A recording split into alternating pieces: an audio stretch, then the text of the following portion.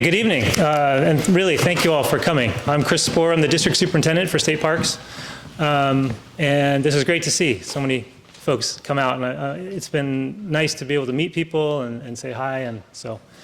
I also want to thank the staff that's here. Thanks everybody for coming and helping, and for our PlaceWorks team, our consultant team, our partners who are here who have been with us working on this.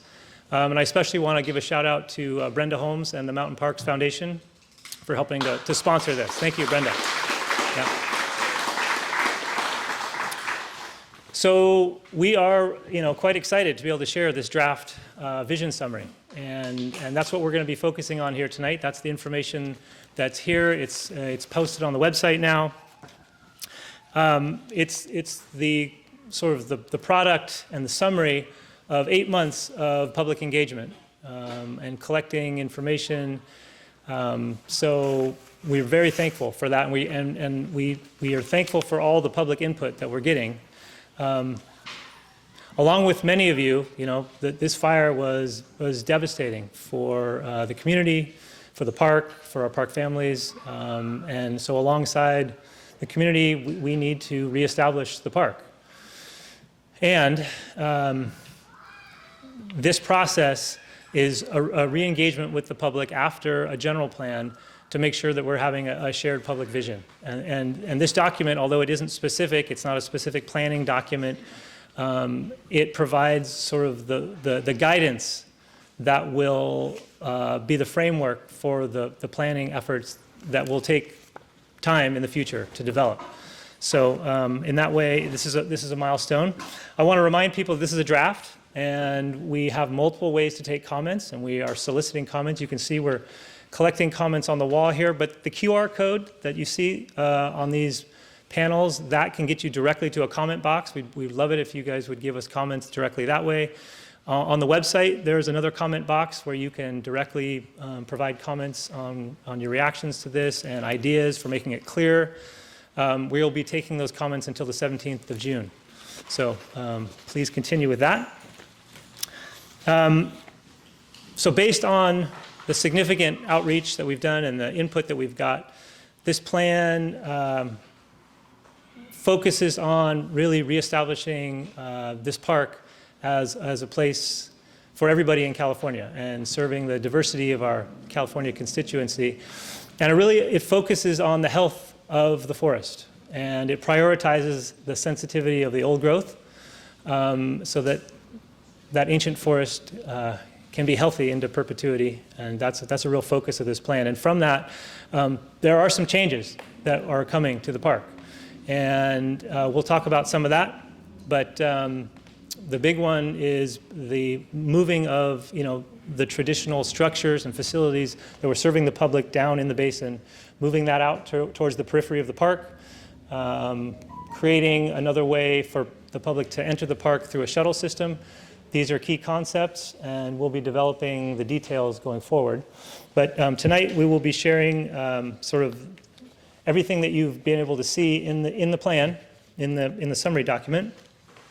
And we'll also be talking a little bit about the interim use. So many of you will have heard that this summer we're going to be reopening for limited public access. So we'll go over some of those details. So I'm going to turn it back to Isabel to get us started. Thanks.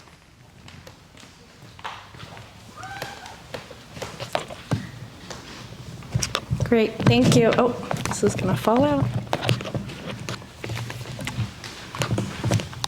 Thank you, Chris. You want me to take better to take the mask off? A little easier to speak. Chris is right. We've had a year-long visioning process. Many of you participated in some of those activities. We've been helping state parks and stakeholders and the community visualize and start to think about Big Basin in the future. And as he said, it's really a vision. It's a lot of, this is based on the year of gathering input, and we did that through a number of methods. They're described in the booklet. Welcome you to look at those. A number of pop-ups, some online events. I recognize folks from some of the virtual events. How many folks here participated in some of those things? great. Yeah, so we really heard a number of things and a lot of voices, a lot of memories over the past year, and we're really excited to kind of have pulled some of these ideas together in the What We Heard section of the plan. And just to highlight those, there's 10 key points I'm going to describe here. You've probably read them, so I'm not going to read them in detail, but to touch on the highlights. So the input received, it was varied, but through the whole project, the idea of preserving, supporting, and nurturing the old growth redwoods really came out as a key theme. And I think we all know that, how much the redwoods, the old growth, is at the heart of this park and really part of the reason the park came together as California's first state park. At the same time, providing access, so protecting, but also providing access to the redwoods was probably the next strongest thing we heard, that folks love the park, they don't want to love it to death, but they really want to have access, possibly in a different way, as Chris talked about, such as to better support and nurture the forest and not impact the old growth that really is the reason that we have the park. So those are two sometimes conflicting things, and so we're working on this vision and how to both preserve and protect and provide access in a way that doesn't hurt the resources and continues to support the land. Third, we presented about the history of the park, the history of the founding of the park, and about the indigenous people that were here long before us and how important those different historical events were to the park that is there today, and how important those things are to kind of keep in mind and working with the land. People really expressed strong interest in learning more about forest management, forest health, and also indigenous land management and history. And state park staff, over the course of the year, presented about what they've been doing and what they hope to continue to do in the future regarding that topic. And there was a lot of support and thirst to learn more about it as well. Fourth, and I shouldn't say fourth like in order of importance. These are kind of the 10 overarching themes that we heard. So they aren't from most important to least important. But the next one is high demand for many opportunities. Camping, hiking, biking, overnight camping, day trips, the wide range of things that you could do at Big Basin in the past, but also new opportunities that give a greater variety of recreational and nature-oriented experiences to people. So that's a theme of the input we received and that we're still hearing. Next, many ways to travel to the park and to move about the park and maybe coming into the park. And that circulation, transportation, and access, there are definitely a lot of support for exploring new and different ways. I think the shuttle concept had long been talked about as a possible idea for Big Basin in the general plan many years ago, and we're going to talk about it more tonight, but certainly that was a large topic and theme of what we heard. Interest in both protecting impacts of transportation and traffic and parking on the surrounding communities, as well as facilitating access in an easy way for the visitors that will be coming back. Next, the integration of technology, careful integration of technology. I think there's a little bit of fear of bringing screens and Wi-Fi and technology into the park, which is for many people a place of unplugging and not having access, but kind of a thoughtful approach to including technology in the park interpretive information and communication, and possibly experiences for groups coming as visitors. Next, built elements should complement the natural character. Both a nostalgia, there's obviously both a sense of nostalgia and sadness for the style of the facilities that were lost, mostly from the CCC era, and a desire to recapture some of that, but also recognizing that buildings and structures need to be modernized and might need to have a slightly different and updated aesthetic to be more resilient and sustainable.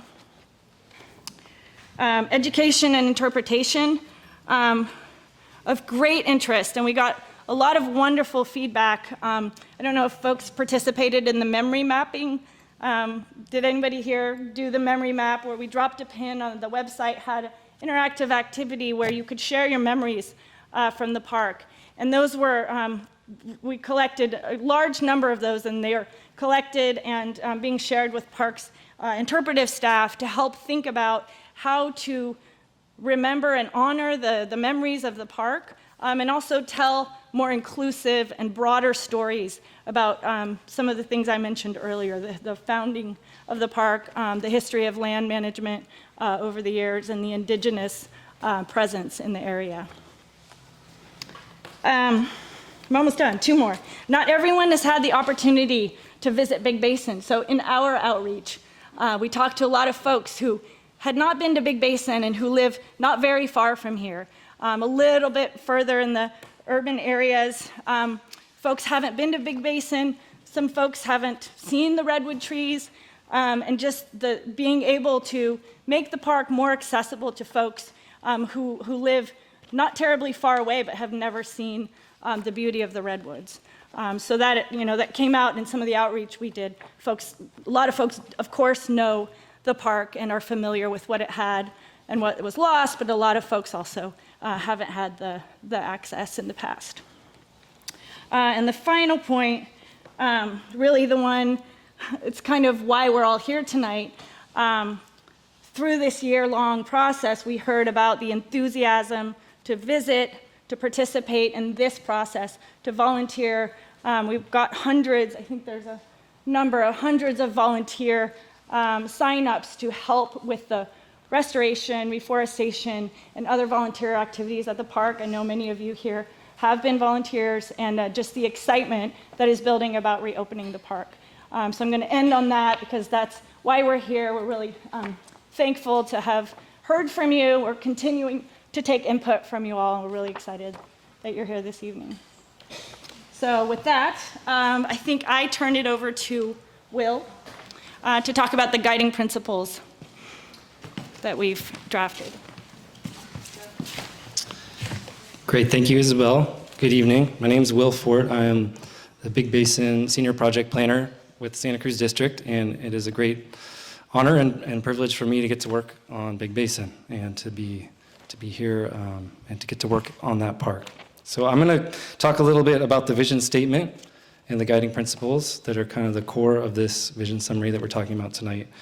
And overall, there is a guiding vision statement written in there, which highlights some of the things that we've been talking about here of really trying to provide equitable access to the park for diverse populations in California and prioritizing the health of the old-growth forests in the context of climate change. It also includes providing diverse experiences and aesthetic facilities in the park. There are also a set of 8 guiding principles that are shown on this board over here and listed. These are like the fundamental building blocks of this vision. So we will be referencing these guiding principles throughout the upcoming planning process for the park. We will be relying on these. We will be using them to make sure that we are consistent with our overall goals for the plan. So this is where we start. We're at the beginning here. We're establishing what our guiding principles are, where we're trying to go.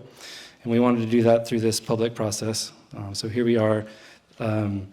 These guiding principles were originally drafted early in the process and have been revised through extensive input from the public, from the Project Advisory Committee and Steering Committee and the project team. And there are 8 of these guiding principles, and I will go through them very briefly here. The first is prioritizing forest health, including managing the forest for future resiliency in the context of climate change. Second is providing equitable access to the park, including diverse visitor experiences for the diverse population in California. And third is diversifying transportation options and access to minimize congestion and to provide increased equitable access to the park. Fourth is practicing land stewardship at the landscape scale, guided by ecological processes. And fifth is including the indigenous perspective in park management and park planning, including consulting with tribal nations and partnering to inform landscape stewardship.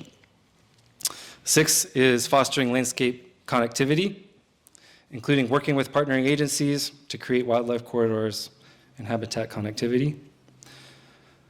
Seventh is designing with reverence and resilience, including using sustainable energy and building materials, siting recreational facilities to allow for forest management activities, and to complement the landscape aesthetically while honoring historic character. And the last, number 8, is engaging the park community and building partnerships, including additional efforts to engage with underrepresented groups. So with that, I will turn it over to Logan to talk about the next section. Great, good evening. I'm not quite as tall, so here we go. Great, so after we synthesized everything we heard, I'm with Placeworks, and I've had the pleasure of helping to visualize and graphically portray some of these concepts. So we'll get into these graphics here shortly. I'm going to present some information about this first one, park access and regional connectivity, and then I'll hand it back over to Chris to talk more about some of the specifics in the park core. So while this isn't a specific planning document, we do want to have some images that evoke the vision in a way that is grounded in place. And Big Basin is very big. It's about 18,000 acres, in fact, and it's situated in an even larger network of open spaces in the heart of the Santa Cruz Mountains, as you all know. So one of the main things we wanted to portray in this regional access and connectivity graphic is really showing a clear intention for collaboration and future connections with adjacent landowners and managers. So you can see those with the big swooping green arrows there. There's also some untapped opportunities to extend the trail network and connect to other trails. You can see those highlighted in the bright green arrows there. There's also opportunities to create a multi-use overnight trail that creates a circuit around the park. That's an idea that could be pursued, as well as connections to the coastal trail along Highway 1. And of course, two of the key components that we wanted to point out on a park-wide scale before we get into the more park core concepts is the reestablishment of the existing trail network. And I think we'll talk about that at the end in terms of the sort of phased approach of expanding access to those trails. In particular, the Skyline to Sea Trail being one of the iconic trails throughout the entire park, as well as there's an opportunity to explore new opportunities for access to experiences in the wilderness area and connections again with those adjacent landowners and land management entities and other state parks. So with that, I'll hand it over to Chris.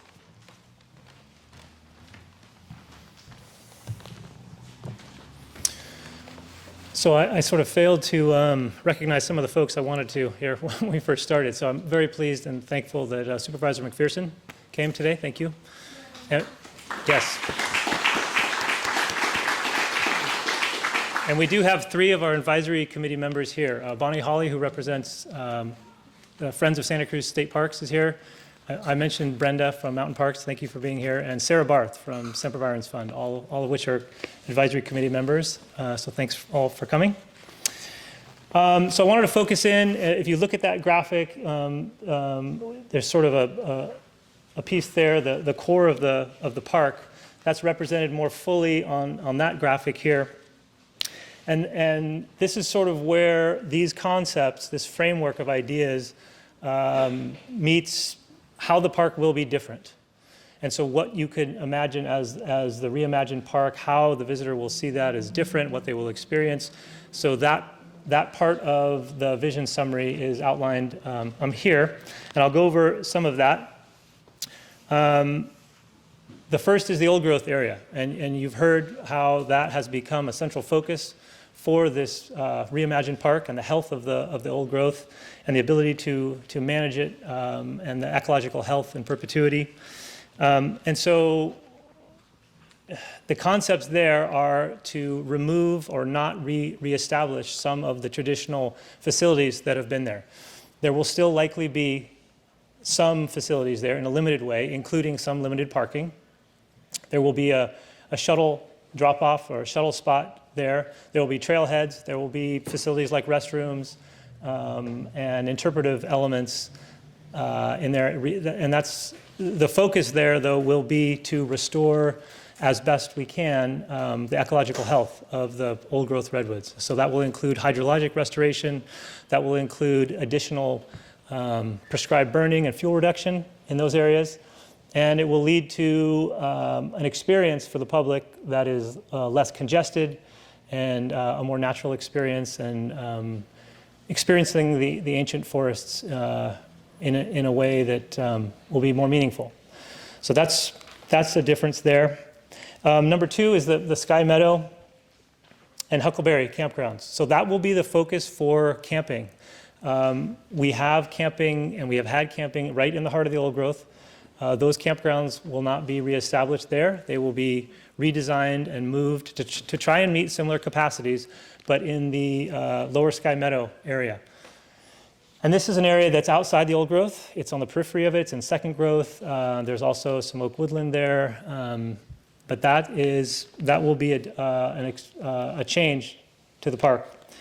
The third, and this is a big one, and we've talked about it in several ways here, but getting to this diversity of access, reducing congestion, providing different modes of transportation. A shuttle system is a key concept. And so providing a shuttle from the Saddle Mountain area into the core, that will be a different way for people to access the core.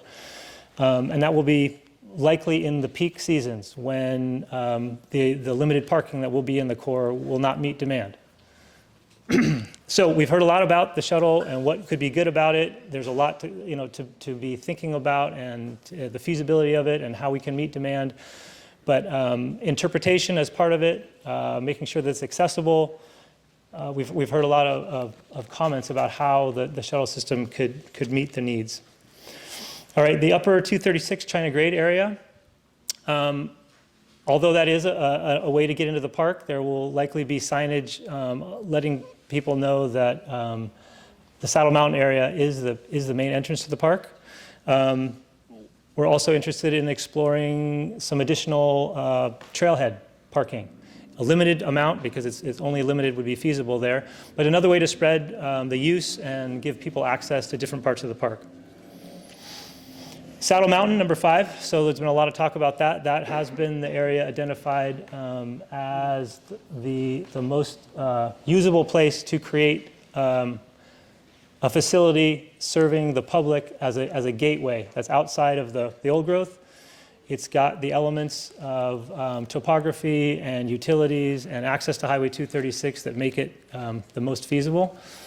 Again, there's a lot of details that would have to be planned there to make it a reality, but the focus would be to centralize the visitor use, the visitor interface in that area. There would be a lot of work to do with Caltrans as they manage the highway to make that a safe place to do that, to create the kind of facilities that blend in with the environment and meet the need. We still have a long way to go, but that's a key concept for what you're seeing as would be different in this park. And then Little Basin.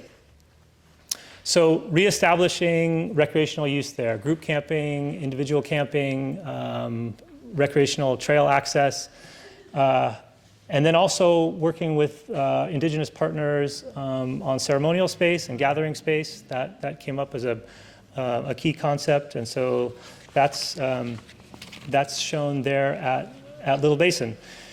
We all know that getting to Little Basin is challenging. So working with the county for access on Little Basin Road and potential improvements would be part of the thinking about how that could work in the future.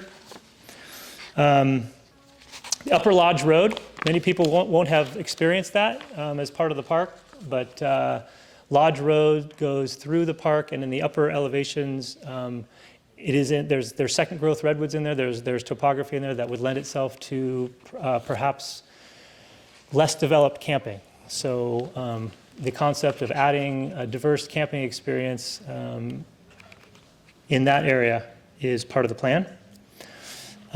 Perhaps walk-in, perhaps bike-in camping. And then trails and wilderness area. So the plan will be to focus on reestablishing the trail system. That's going to take time, and we have started that process, but reestablishing the existing trail system and through the wilderness area is part of this plan. The focus is going to be in the areas and the trails that are going to be accessed from the headquarters area first, and then moving our way out from that. But this is, looking at potentially more access to camping through that trail system. So that, I think, brings us back to the last item. So I think Will's going to talk to us about the interim use. All right, we're almost done. I'm going to just talk briefly about next steps as part of this planning process, and then I'm going to turn it back over to Chris to close out and talk about interim access at the park here. So following tonight's meeting and through June 17th, which is 2 weeks from today, we are taking all of the comments that we hear tonight down. We'll be taking comments through the website. There's a form at the Reimagining Big Basin website where you can submit comments, and there's an email address as well. After June 17th, we'll be collecting those comments and summarizing what we've heard. The project team will be revising, if appropriate and as appropriate, and be posting a final version of this vision summary after that. In this revision process, we will not be adding detail or specifics about the park, but it'll be the same level of detail, but we would like to make sure that it is clear, that it's comprehensive, that we are including what we are hearing in the context of all the input that has been received in order to create that vision as well. In terms of the next planning steps after that, we will be completing some feasibility and technical studies that will be needed to help start guiding the facility planning process. And in the next year or so, we will be working towards kicking off a thorough planning process geared towards the more specific siting and planning of recreational facilities in the park. So that'll be the facilities plan where a lot of these details will come to light, and that will be a multi-year process to go through that. That facilities plan will also include environmental review and things like that. So to restore full access and camping and day use at the park will take several years.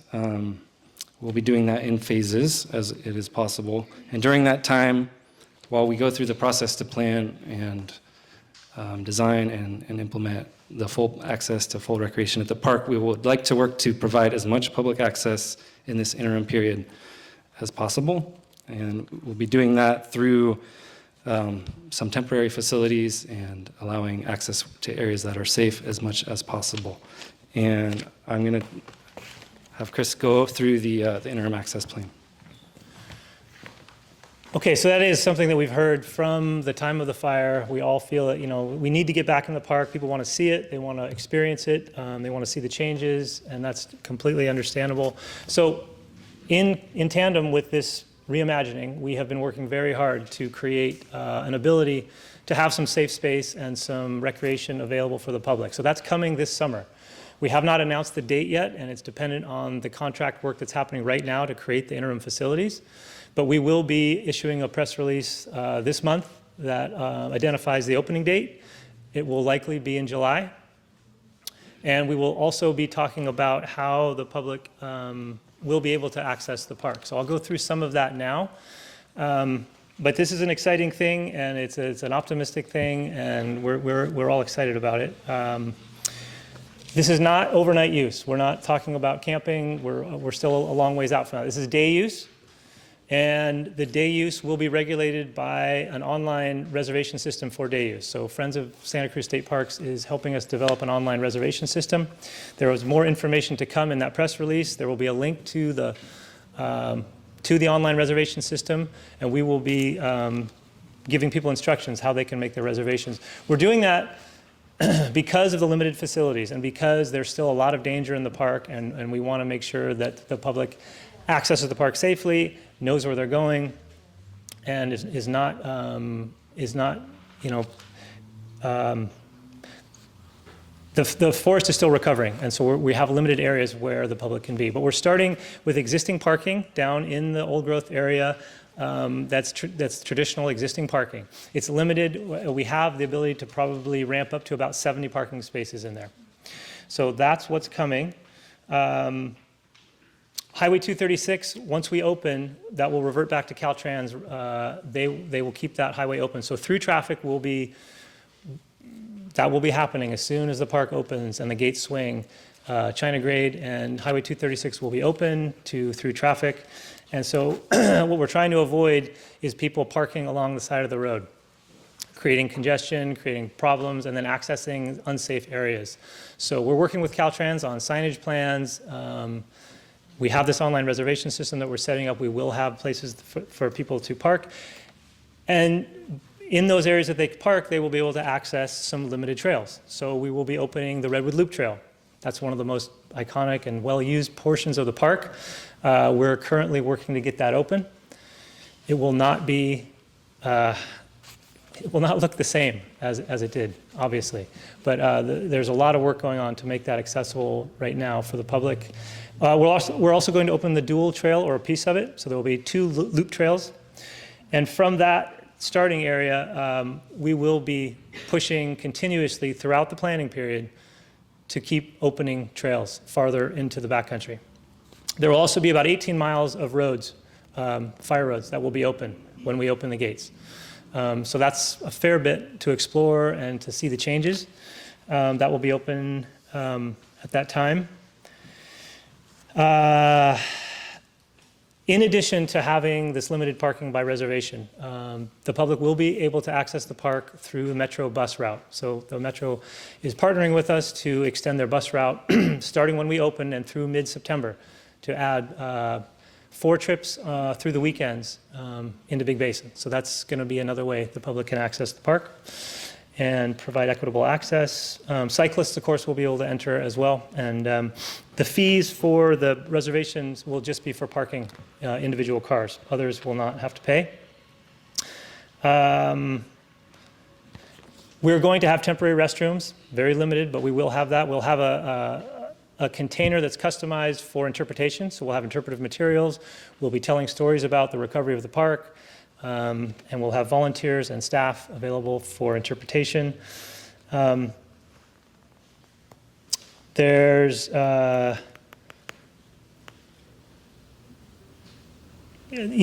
guess we have CCC crews in the park now. We're going to have them there continuously working to open trails. So the trail opening will be a combination of availability of crews, our volunteer crews, our staff time, and then in the winter period, how much we can get done with weather. But those are all considerations. But just know that once the park opens, we will continue to push and continue to open trails as we can.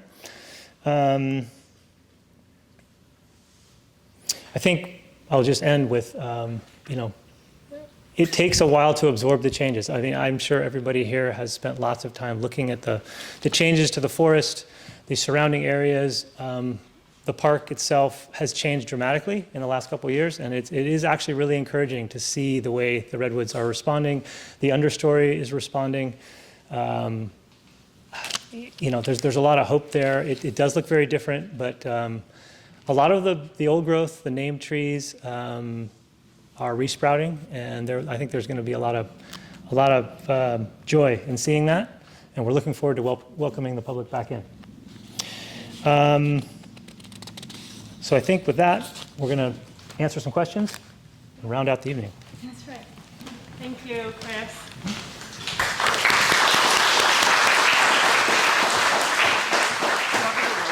No,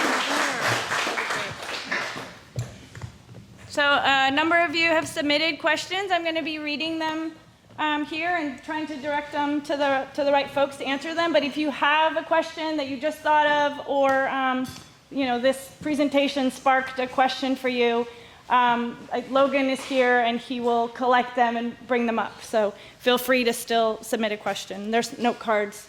He has note cards and they're scattered around. So I think, Chris, I'm going to read a couple questions that are probably questions for you. Will the East Ridge Fire Road be cleared of brush and restored to a fire break?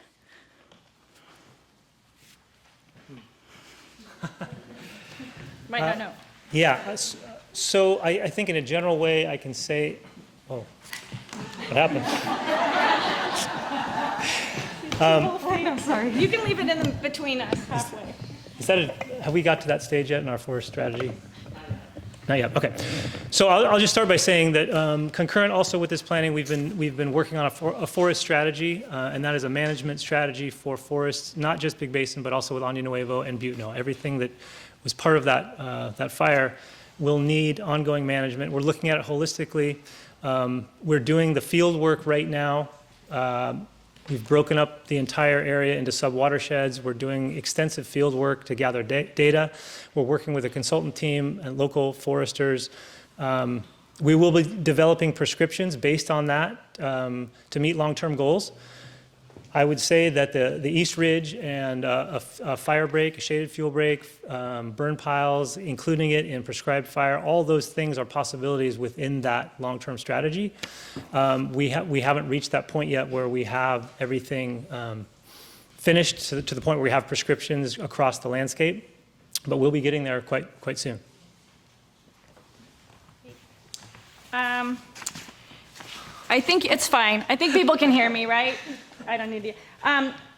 You talked a little bit about Little Basin, but it's a little more specific question about the use of Little Basin. Will it have very limited parking to maintain and preserve this open space? I think it's asking about how much parking will be at Little Basin. Okay.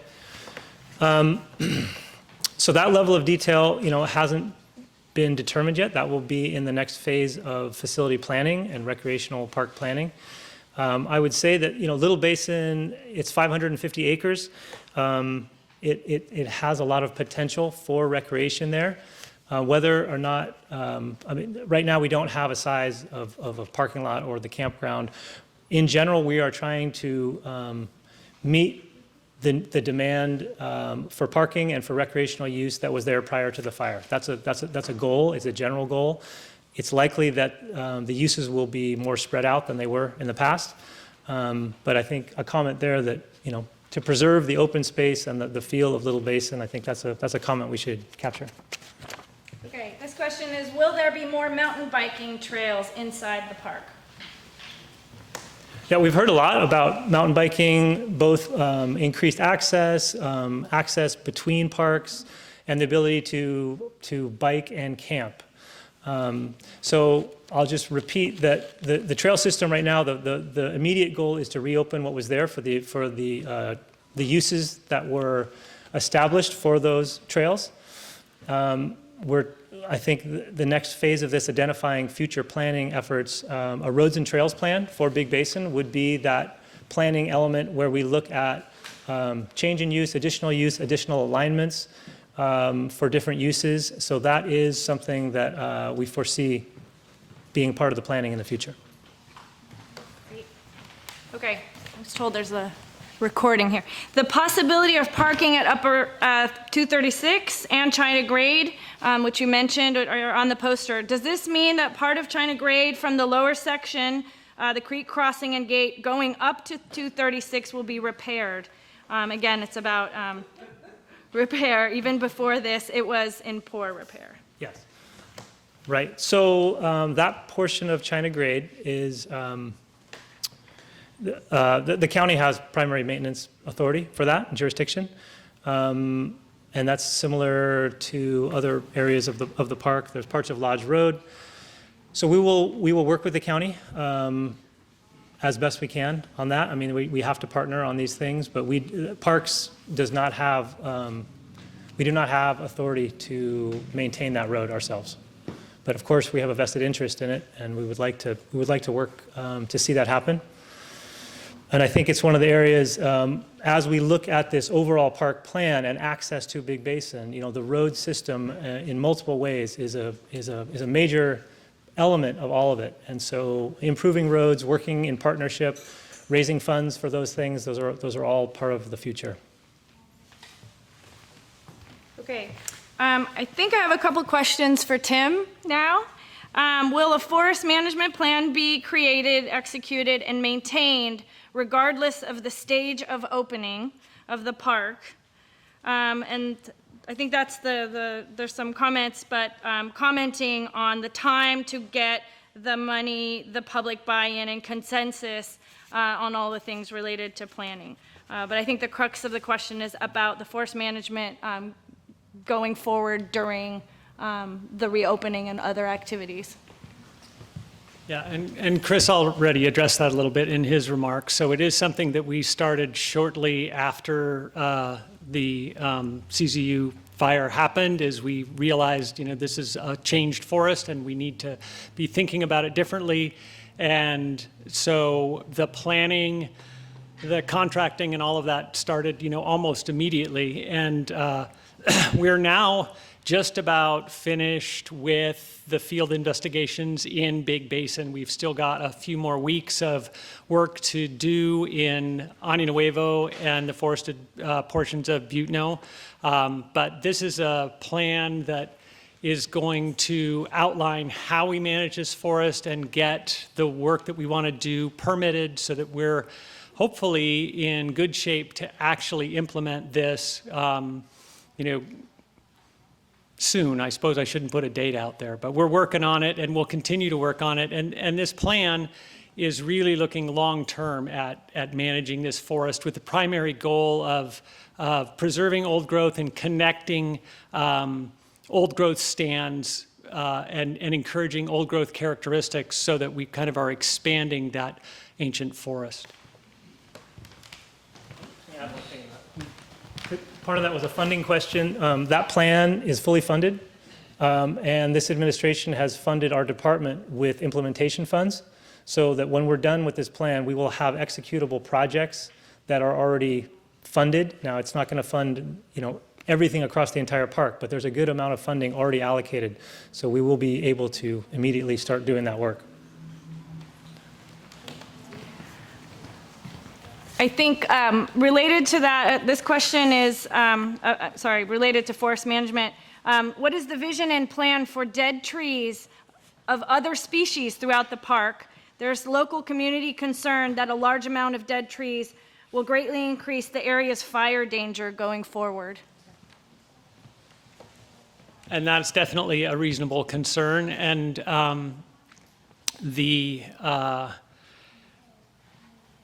addressing the dead trees is going to be a long-term project, right? We can't just kind of snap our fingers and make them disappear.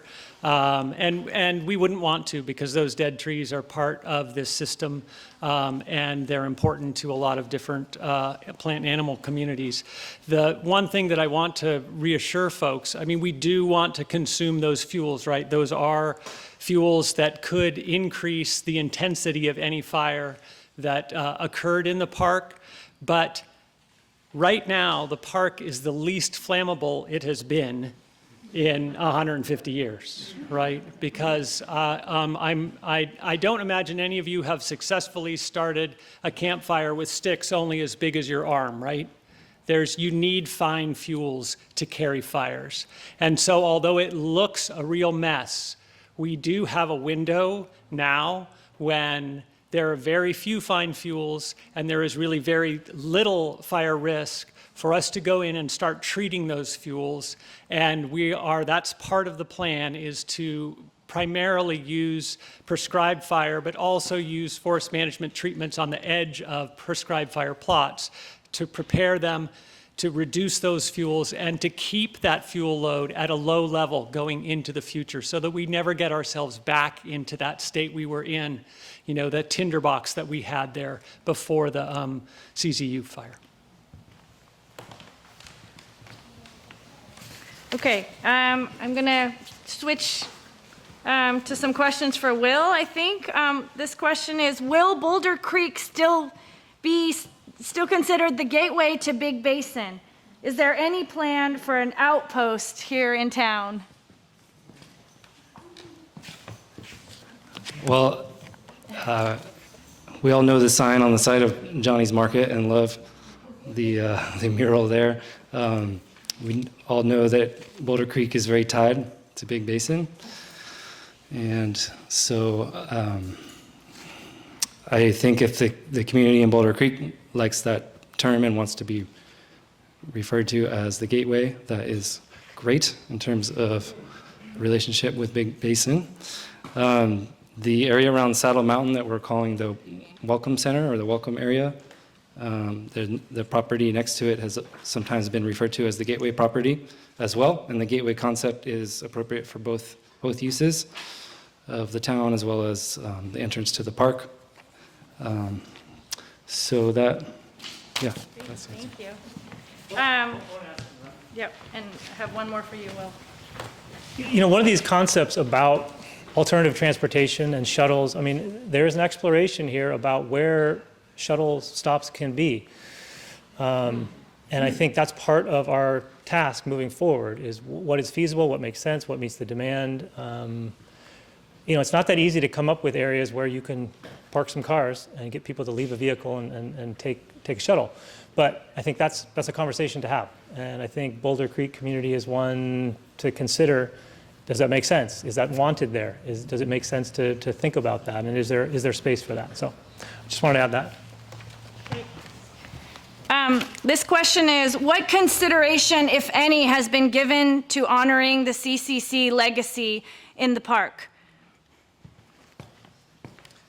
Great. Well, the California Conservation, or sorry, the previous CCC that built many of the iconic buildings in Big Basin have been a recurring theme throughout this process, and very important to folks that love those buildings and that remember that era. And part of the guiding principles include, there's actually two that relate to this. One is including the diverse stories and inclusive stories of different types of people that have been involved in Big Basin's history throughout the years, including the CCC. And also through the Design with Reverence and Resilience guiding principle, which is about the designing of buildings, including reference to the park's history as well. Great. I'm going to try to get through these last 6 questions that we have. Why does the headquarters have to be moved 3 miles east? The area around Saddle Mountain is much smaller. So it's a question about moving headquarters. I touched on it kind of briefly in the presentation, but going back to the guiding principles and looking at the ecological health and the sensitivity of old growth, looking for suitable areas to relocate the visitor serving facilities. You can't put those just anywhere. And so looking along that 236 corridor for an alternative site that's outside of the old growth and still has decent access, that's why Saddle Mountain has come up as the most feasible. It's 17.5 acres. It's not huge, but it's also, there have been development impacts there.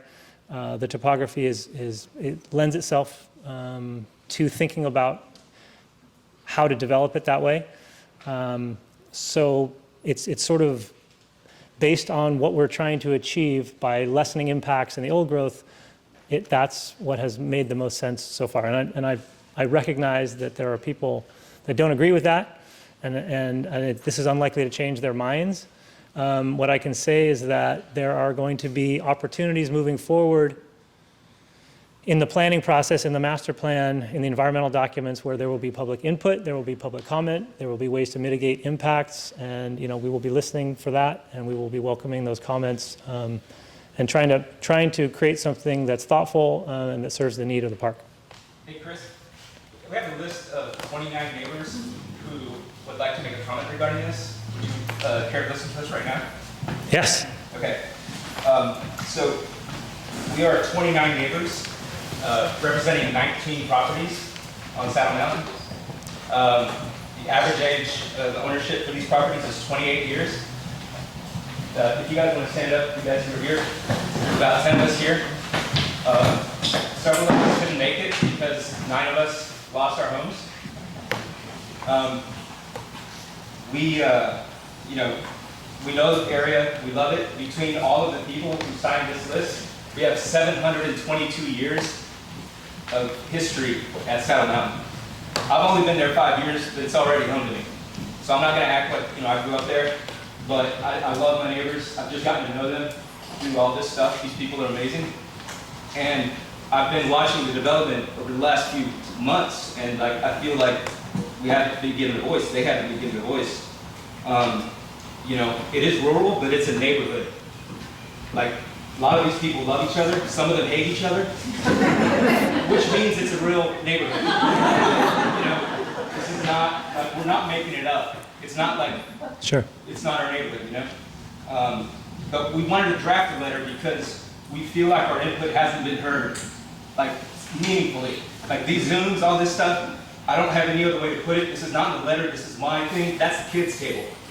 You did not let us be part of the adults' table. There were 2 advisory committees formed, and nobody from the community was part of those. Not a single person. I wrote you guys letters, you brushed me off. You told me it was too early. All of us disagreed. Like, big time we disagreed.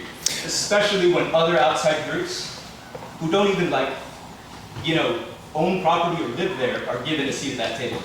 Like, we asked for it, they said no. I can send you guys a letter, I put them on Facebook, I send it to these guys, they brushed me off. You guys called me, all right, let me finish. I would like to be able to respond, so No, you can respond after I finish. So, we believe that the move to Saddle Mountain is extremely disruptive to over 20 families. Like right now, 29 neighbors, 19 properties, this list is growing. I'm going to send you one every week, and there's going to be more and more people on it. We don't want to move there, it's extremely disruptive. We know other solutions exist, like the parking, We asked you for private, for studies on traffic. You said 1 million visitors. But what? You guys have traffic counters. You guys have, you're required to buy a parking pass. I haven't seen any study saying week by week how many people go there. And we know because we live there, you don't have a traffic problem other than 5 to 10% of the time. It's legit. So we know there are compromise solutions that exist without having to put everything at Saddle Mountain and disrupting all these people's lives. As for the old growth, look, we love the park. We're stewards of the land ourselves. Nobody wants to damage those trees, but you don't need to back off 2.8 miles into our neighborhood to back off an old growth. It's ridiculous. It's just ridiculous. So we just asking for a seat at the table. We want a seat on the committee. And we want you to explore real solutions that don't have an impact in this neighborhood. It's ridiculous. Okay, well,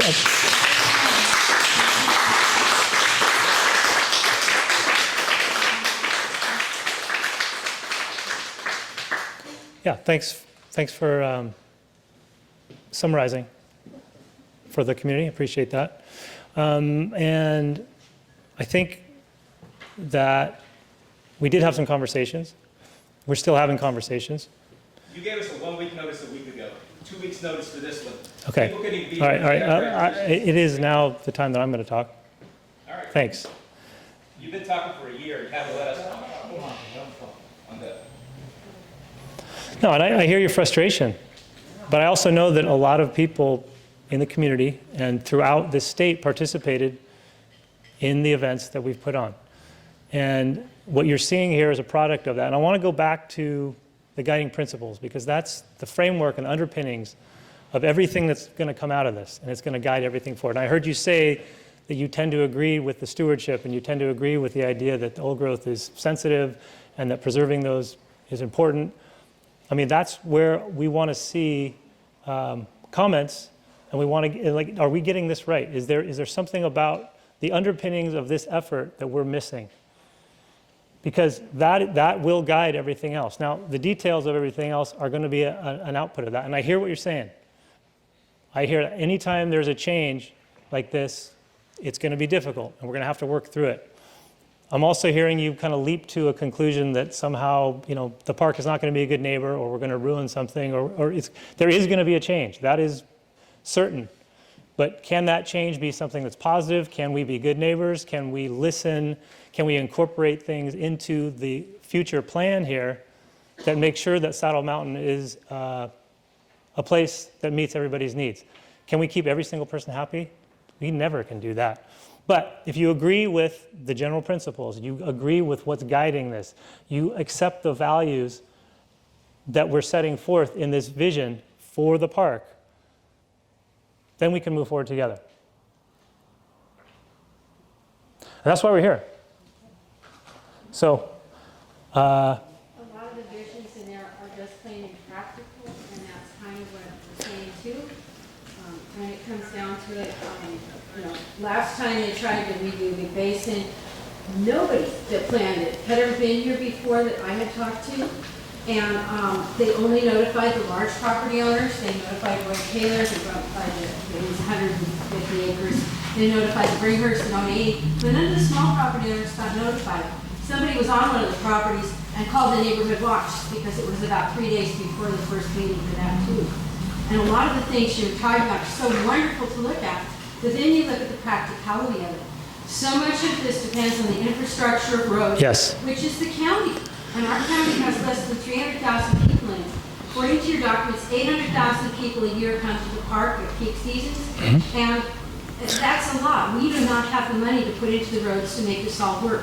And a lot of it's the physics. My property was 91-degree cliffs down the Little Basin Road and on the other side, and they just can't widen it without billions or millions into this. And what you're trying to do looks so wonderful, but in practicality, it's not really good, and you need to involve the neighbors that know these things and know the back roads and park and stipulations, I agree with what you're saying as far as infrastructure is tricky. I mean, I go back to the reason Big Basin was never fully logged is very difficult to get to. It still is. It's difficult. It's difficult to get in there.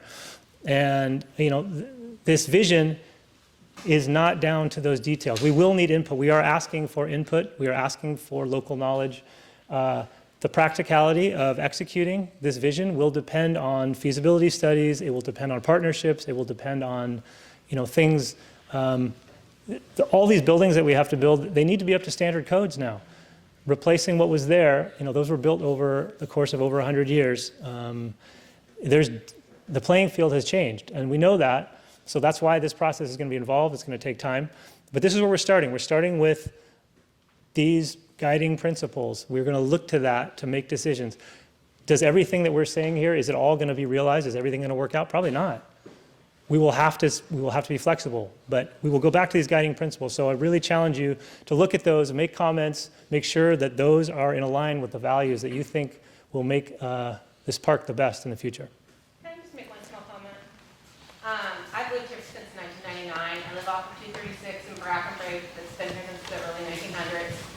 And I feel, kind of ashamed of myself not being more involved in the process, but I've been spending nearly, by August, 2 years trying to recover our water system and working for FEMA. Sure. It's been a full-time job. I had to quit my job. I took a leave from my job.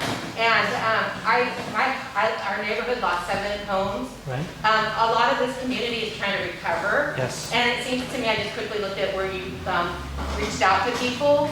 I applaud you at that, but you know what? This community is trying to recover. And they're struggling with the county to get through stuff.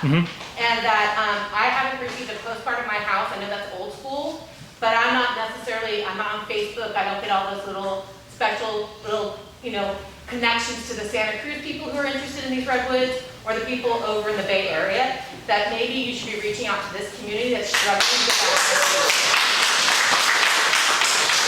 So, and one last thing, we came here, we bought into this community based off of that state park. Right. And so we're very much a part of that community. And so what I would say, when you talk about diversity, we are a part of that diversity, because a lot of us are socially, economically, struggling, displaced, even moving into this community in California. So don't forget about us. So, I look around this room and know people walk by. so very open to suggestions, comments about how communication can be improved. That's definitely a goal to do that. So, I mean, I heard you say postcards. This is a statewide effort, and local folks have a unique interest in the planning. So anything that you want to comment about how you could see, like you just did with postcards, other ideas, if you're struggling with connectivity, which is totally understandable. Big Basin, we don't have any connectivity down in the basin yet. So those other things would be helpful. Yeah, and this is what I said. I think Bruce McPherson has done a great job for our community since he's taken office, but we don't have a mayor to this city, and we have other people who are much more organized government-wise that get to have the input than we do. And so there are different organizations in this valley to reach out. You can even work through the school district, and you can reach a lot of people. School district. The women's club, the recreation center. There's a lot of different opportunities to be more grassroots forward, connecting to our community, and for the community up by Little Basin and stuff like that. So that's all I'll say. Thanks. Okay. So how do you feel about time finishing? We did get some questions. I know people have submitted other questions tonight, and I want to, take the time to present them. One of the questions was specifically what is just being talked about, which is what's the best way for residents to engage with the parks. So if you signed in tonight, there is a database of folks who are contacted via email. I think you should let us know, either on that sign-in sheet or some other way, if there's a better way to contact you to keep you abreast of what's happening at Big Basin and with future planning. Do you want to add anything else about contact? Well, one of the ways that we are trying to keep current on everything is on the reimaginingbigbasin.org website. So that is updated monthly with everything that's going on in the park, pictures. We try to do that. If that's not an acceptable way for some people to get information, please do comment about what would be preferable. Okay, and then related to that is a question about the enthusiasm to help, to volunteer, and to continue to stay involved. There's a question about volunteer opportunities. Similarly, there is a list, right, a database of folks who have signed up to be interested and be alerted about volunteer opportunities. I know that's a big question that I heard several times tonight, so I don't know if you want to add about that. Yeah, we did hold the first volunteer event about a month ago. That was very successful. We have probably 400 plus people signed up on a volunteer list. That again is you can get on that list on the website. We also have a Big Basin volunteer trail crew. That's a little more extensive of a training, and it takes a little while to get that training, but that's another great opportunity. Wilderness Patrol is an opportunity to volunteer in the park, and we'll be using our Wilderness Patrol volunteers when we open this summer to contact the public. But yeah, do reach out if volunteerism is something that you want to partake in, because we are open to that. Great, and two more that I think are more for Tim. How is the wildlife recovery going? Are the animals making a comeback? And kind of tied to that, any idea what percentage of the old growth trees survived the fire in terms of recovery? Start with the old growth. More than 90% of the old growth trees, actually more than 95% of trees, old growth trees survived. Actually not even old growth, just anything bigger than about 12 inches in diameter. We've had 90% recovery. So redwoods are very resilient to fire. And as far as the wildlife goes, it's a different suite of animals than we've had before. We don't have a whole lot of wren tits that nested in our chaparral, but we have a whole lot of lazuli buntings that follow fires, and we have the woodpeckers are very happy, and the deer are back, and so the mountain lions are back with them. So yeah, the animals are actually doing just fine. Great, thank you. So I know we're over time. I'm going to close us out here. Thank you so much for joining us at this event. Again, you know, this visioning is really the start of the conversation about the rebuilding. We really hope you'll continue to think about what we presented here and send in comments on the vision summary, but then stay involved on the future planning efforts. So thank you for your time and for joining us tonight.